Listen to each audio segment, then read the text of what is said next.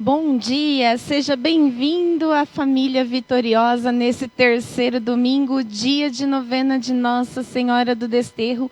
E hoje nós estamos falando sobre o tempo da criação, uma casa para todos, renovando o oicos de Deus. E aqui conosco, no estúdio da família Desterro Vitoriosa, para falar um pouquinho sobre esse tema conosco, para explicar muito mais sobre esse tema, aprofundar um pouco mais esse tema com cada um de nós, sobre a nossa casa comum, está o professor Roberto Malvese, ele que é formado em Estudos Sociais e Filosofia pela Faculdade Salesiana e Teologia pelo Instituto Tecnológico de São Paulo. Está aqui conosco. Seja bem-vindo, Roberto. Bom dia. Bom dia, Kelly. Um prazer estar aqui com vocês, conversar um pouco. E agradeço o convite logo de cara. Vamos conversar. Nós que agradecemos a sua participação por estar aqui conosco, você que é de Juazeiro da Bahia e está aqui unidos conosco no Paraná. Que Deus abençoe você pela sua disponibilidade de estar conosco hoje. Roberto, conta para nós, de onde surgiu o seu interesse de estar participando e coordenando das pastorais sociais? Bom, de origem, eu sou do interior de São Paulo, da região de São José do Rio Preto, e eu tive no seminário por muitos anos, seminário redentorista, fiz filosofia quando eu morava em Aparecida, e depois fiz teologia no Instituto Teológico de São Paulo, no IPESP. E aí, quando foi na década de 80 do século passado, então isso já faz mais de 40 anos, aqui na Diocese de Juazeiro da Bahia tinha um bispo chamado Dom José Rodrigues, ele era redentorista. E era a época da construção da barragem de Sobradinho, aqui na região, no Rio São Francisco, uma das primeiras grandes barragens desse país. E ele não tinha muita gente para fazer o trabalho, porque foram relocadas 4 cidades, 72 mil pessoas. Então, ele chamou quem quisesse para vir colaborar com a população que estava sendo relocada. Foi nesse contexto que eu vim com outros amigos, pelo menos mais uns 3 ou 4. Aí eu vim para ficar uns 2 ou 3 anos, colaborar no trabalho da diocese. Aí acabei me apaixonando pelo trabalho, pela luta do povo, e acabei ficando nesse lugar, na Diocese de Juazeiro. Né? Depois eu não me ordenei padre, e depois de uns 5 anos que eu estava aqui, eu me casei e constituí família por aqui. E aí atravessei a vida nesses trabalhos, nos trabalhos das pastorais sociais, trabalho da Pastoral da Terra, trabalho da Pastoral dos Pescadores, e muito ligado lá na dimensão 8 da CNBB, onde se reúnem todas as pastorais sociais do Brasil. Né? Então, é um pouco essa a temática. E aqui, nessa vida do Nordeste, nessa vida do sertão, naquele tempo muito diferente, com muita necessidade de água, com muita questão da fome, da pobreza, da miséria, foi naturalmente. Eu acho que é uma vocação, eu acho que é um chamado de Deus, é Deus que nos coloca nessas situações, nesses lugares, e cabe a gente responder a isso ou não, né? Eu acho que, da minha forma, eu vou respondendo. Roberto, e qual a importância e o papel do Papa Francisco na nossa igreja hoje? Isso é muito interessante, porque eu conheci o cardeal Bergoglio, vamos dizer assim, quando eu estava numa equipe de terra, água e meio ambiente do CELAM, o Conselho Episcopal Latino-Americano, que tem a sede em Bogotá. Eu fiquei indo para lá uns 9 anos, mesmo morando aqui, eu ia para lá umas 4 ou 5 vezes por ano, num trabalho de assessoria aos bispos, exatamente nessas questões de terra, água e meio ambiente. Então, fui lá que eu vi pela primeira vez, quando eu era cardeal ainda, em Buenos Aires, depois um encontro em Buenos Aires sobre espiritualidades latino-americanas, ele foi celebrar uma missa para a gente lá, e a surpresa da gente, quando ele ficou papa, É exatamente isso, porque eu lembro quando eu vi pela primeira vez em Buenos Aires, ele tinha muita dificuldade para falar, ele como que faltava o fôlego. E aí, então, eu perguntei para a turma o que, que ele tinha. E eles disseram, ó, ele tem um pulmão só, é por isso que ele tem, muitas vezes, essa dificuldade. Depois, então, quando eu fui para o Sínodo para Roma, a convite dele, o Sínodo para a Amazônia, e eu encontrei por lá mais uma vez, e não sou só eu, é todo mundo que o conhece, sabe.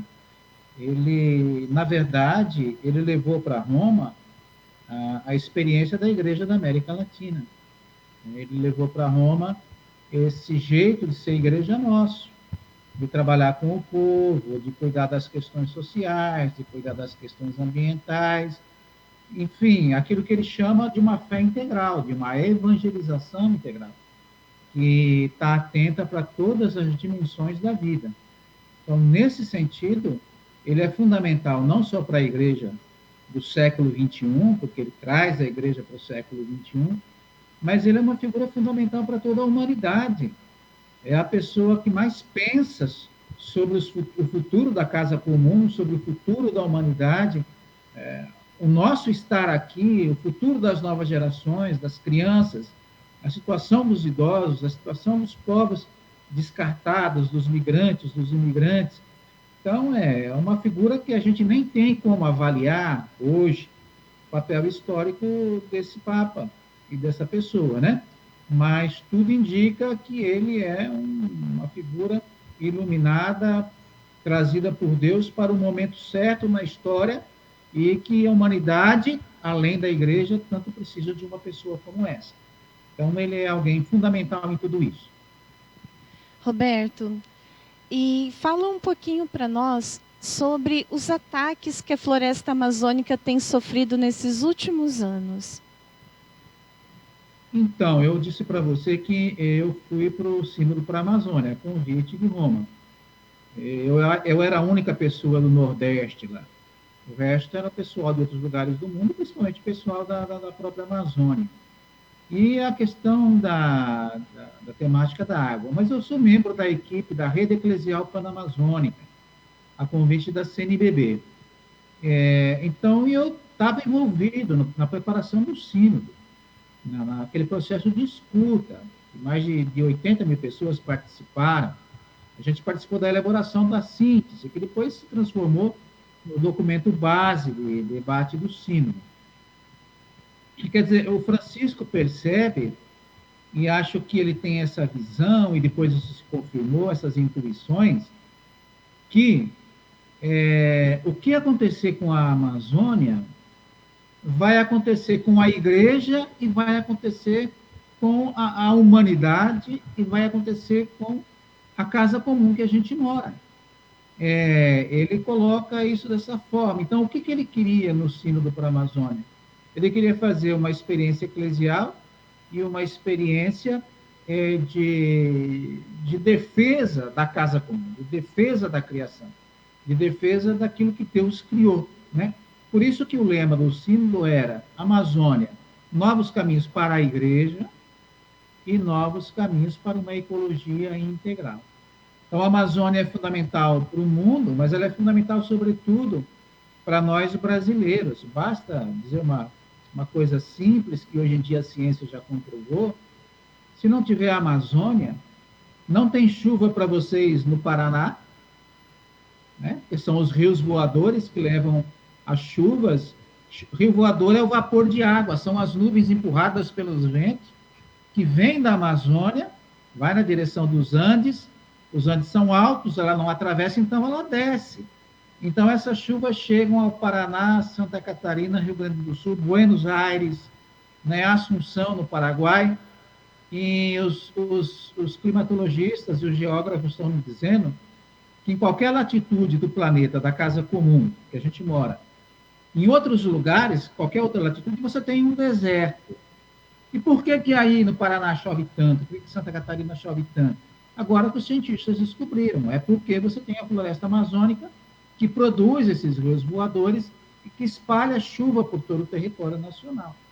Eu que moro aqui às margens do Rio São Francisco, estou aqui a 200 metros do Rio São Francisco, quando eu vou ali na beira do rio, eu penso assim, essa água que está passando aqui, ela veio da Amazônia. Os rios voadores trouxeram essa água para o Cerrado brasileiro, lá choveu, essa água ficou armazenada nos aquíferos, aqui para nós, sobretudo o aquífero Urucuia e o Bambuí, e eles alimentam o Rio São Francisco. Então, os nossos especialistas nos dizem, se não tiver Amazônia, se não tiver o Cerrado, não tem Rio São Francisco. Mas também não tem mais chuva no Paraná, não tem mais chuva em Santa Catarina. Por isso, essa seca que está por aí, né? Isso não é por acaso, né? À medida que a gente vai devastando a Amazônia, a gente vai ficando num Brasil mais seco. É uma realidade dura, terrível, mas, ao mesmo tempo, que cobra a nossa responsabilidade. Isso foi muito debatido no Sínodo, e eu sempre brinco. Eu digo assim, que o Papa São Francisco tem preocupação com a Amazônia, porque ele sabe que se não houver Amazônia, não chove em Buenos Aires.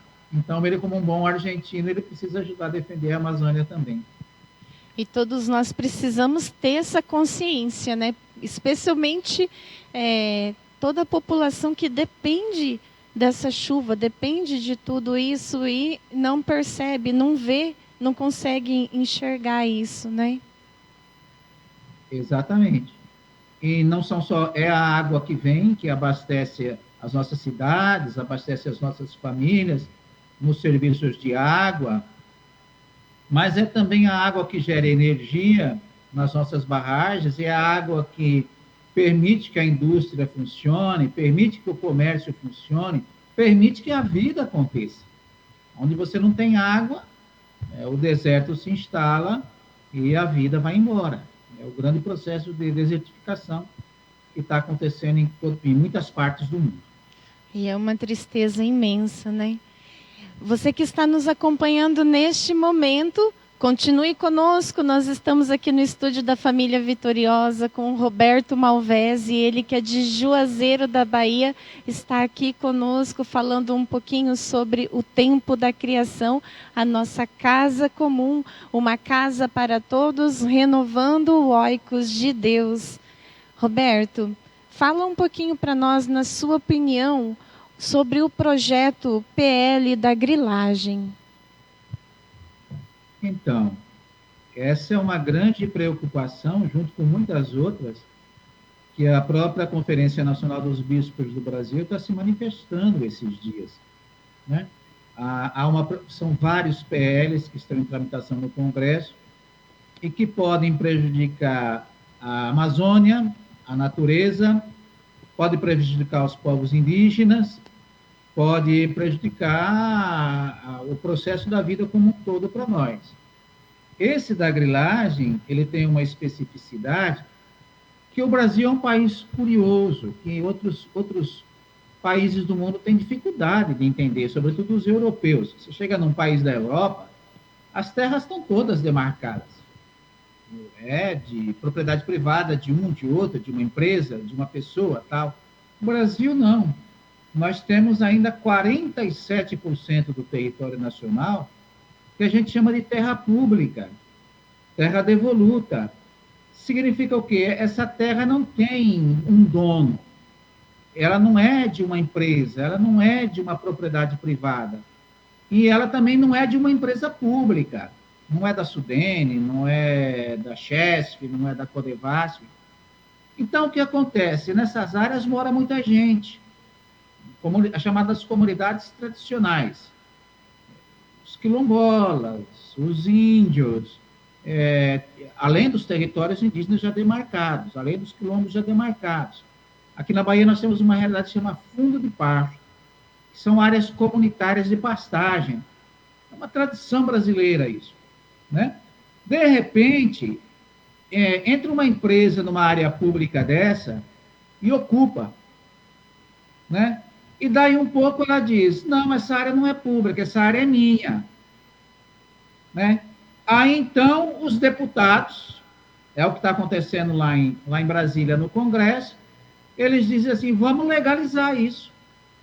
Né? Se alguém já pegou alguma terra, está ocupando uma terra pública, vamos dar o título de propriedade para ele.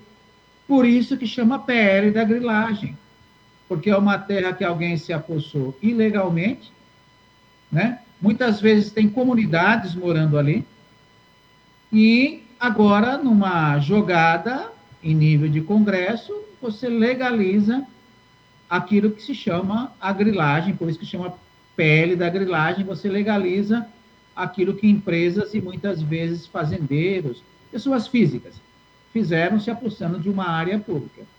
É um problema sério, porque você legaliza um crime, né? Isso deveria ser considerado crime e acaba legalizado, e as pessoas que cometeram o crime acabam beneficiadas. Roberto, nós estávamos falando agora há pouco sobre a falta de chuva. A falta de chuva também tem ocasionado grandes problemas no abastecimento de água.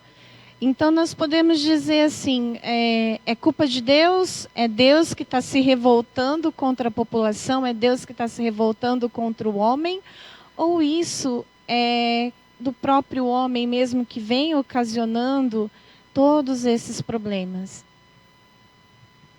Nossa, a gente jogar a responsabilidade sobre Deus do que está acontecendo no Brasil, acho que não tem maior injustiça contra ele, acho que não tem maior pecado, né, Kelly?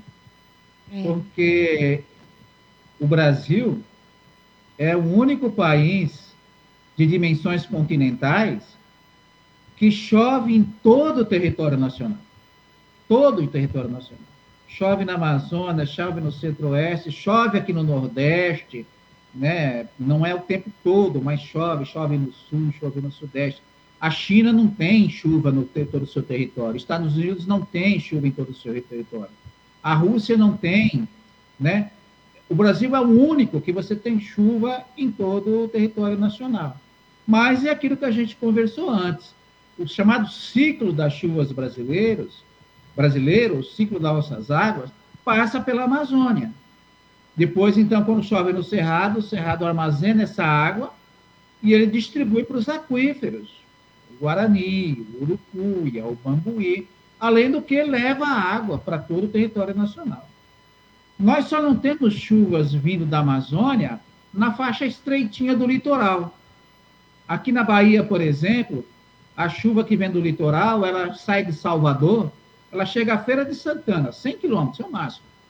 A chuva que entra pelo Nordeste, pelo Recife, ela chega até Caruaru, 100 quilômetros, no máximo. Então, a chuva, mesmo em Santa Catarina, mesmo no Paraná, tal, a chuva do litoral é muito restrita ao litoral. Outro dia alguém me passou um número que 90% das águas que caem em Santa Catarina vem da Amazônia. Então, sempre choveu.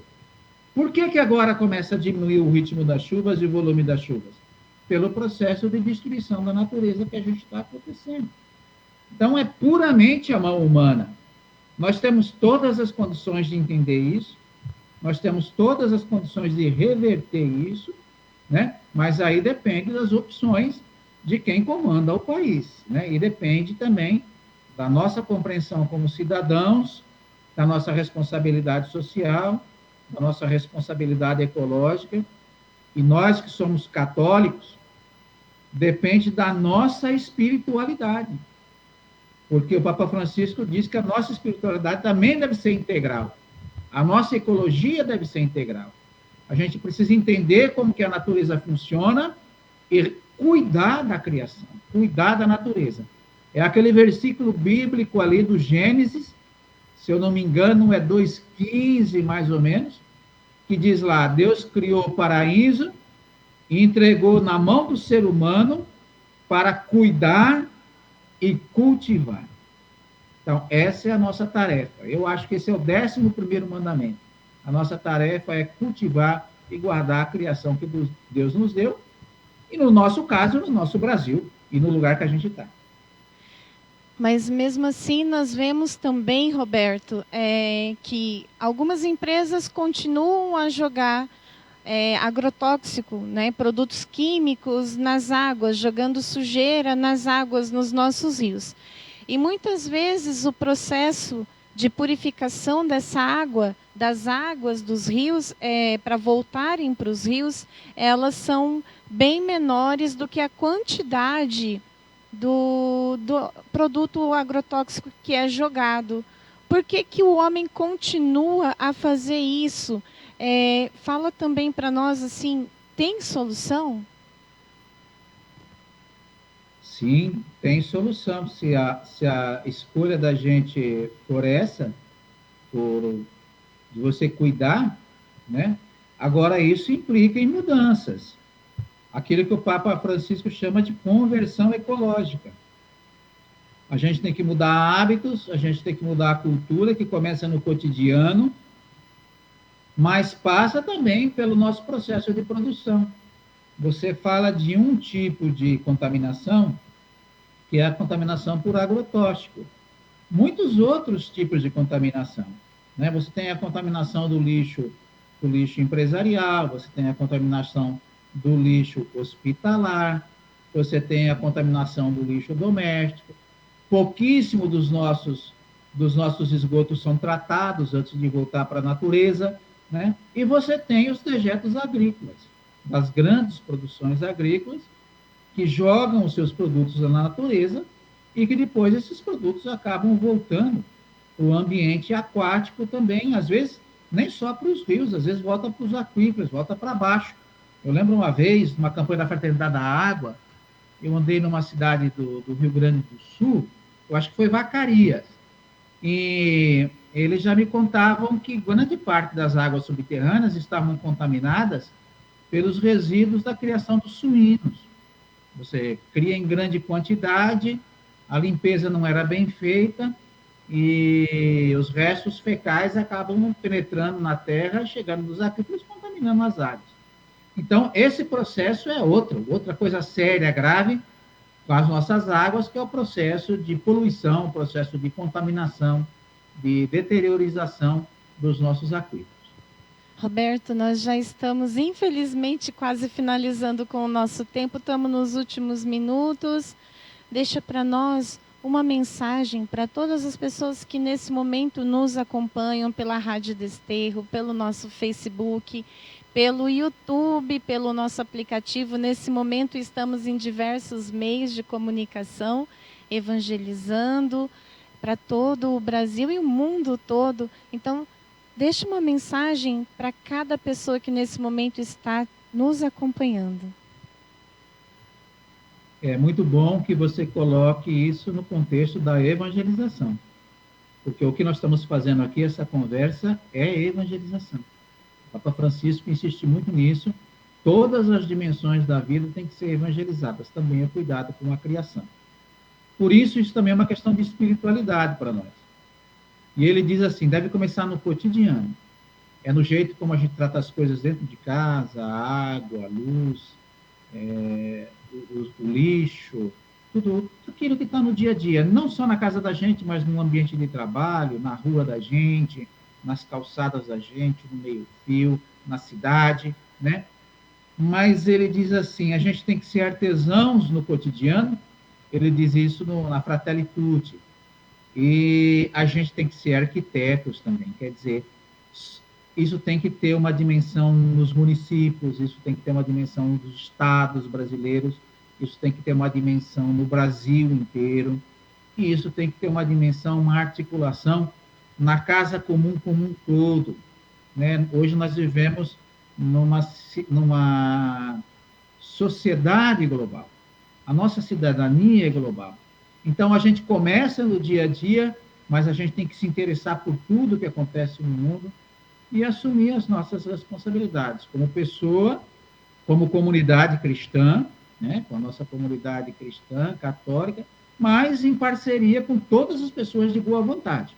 O Papa Francisco sempre insiste nisso. Isso não é uma tarefa só nossa, dos cristãos, muito menos só dos cristãos católicos.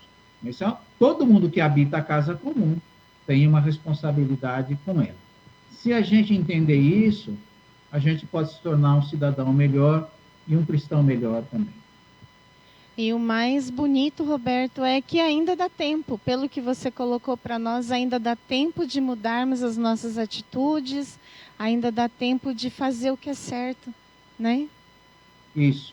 Ele, mais uma vez, uma frase do Papa Francisco, ele diz que ainda há tempo, mas ele diz assim também: se tardarmos mais, tarde demais. Então, a gente tem tempo, mas é um tempo urgente. A gente precisa reagir desde ontem, né? E daqui para frente. É isso mesmo.